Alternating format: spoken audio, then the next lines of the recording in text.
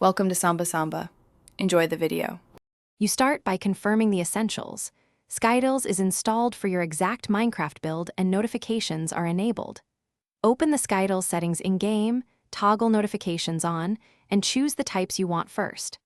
Once done, save and restart Minecraft so the mod registers with your operating system. If you use a launcher, make sure it passes command line flags for Java to allow desktop toasts. These steps ensure the mod can actually send alerts rather than just queue them internally. Now you configure what you want to see and why it matters. You assign channels like co-op invites, auctions, and Slayer drops, then set priority so urgent alerts override quieter ones. Once channels exist, customize visuals, toast size, on-screen position, and whether sound accompanies the toast.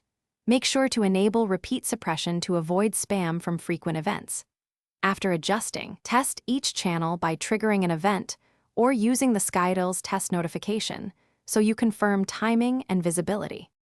Finish by running a full test sequence, trigger an auction, Slayer, or use the built-in test button to verify alerts appear. If you don't get toasts, make sure your operating system permits Minecraft to post notifications and that no security software is blocking them. Also confirm Skytils and Minecraft run the same bitness for Java compatibility. If problems persist, reset the Skytils config to defaults, update the mod, and reconfigure minimal channels. This often resolves conflicts introduced by old settings. Thanks for watching. Consider subscribing if we helped you.